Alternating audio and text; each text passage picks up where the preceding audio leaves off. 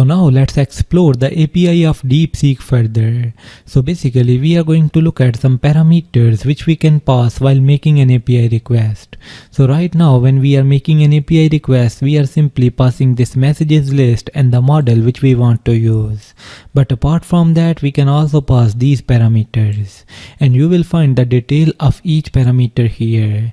And you can also test their behavior by simply making API calls here. Like if I will click on the send API request, you will gonna notice that I will get the result for this particular request. So there you can see we got the response. And now let's look at these parameters. So there you can see the first one is this messages list. So we are already familiar with it. So this is required. So we must pass the messages list. And the second one is this model. So here we can specify the model which we want to use. So it can be DeepSeek Chat or DeepSeek Reasoner. After that, the third parameter which we can pass is this frequency penalty. So it has possible value of between -2 and +2, and the default value is 0.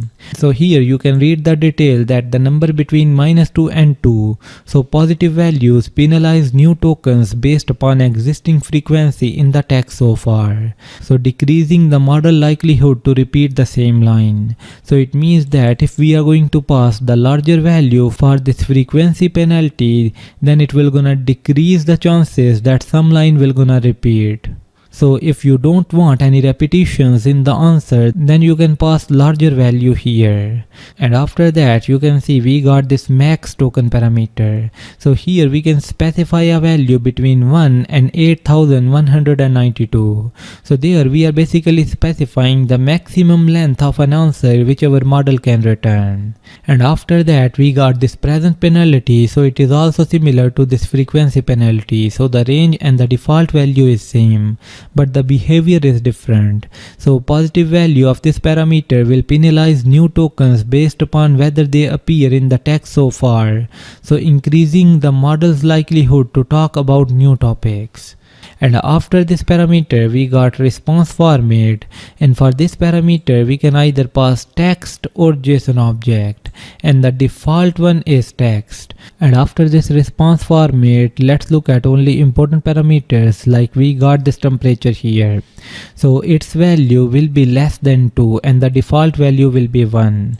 So here if we are going to set the higher value for this temperature, it will gonna make our output more random.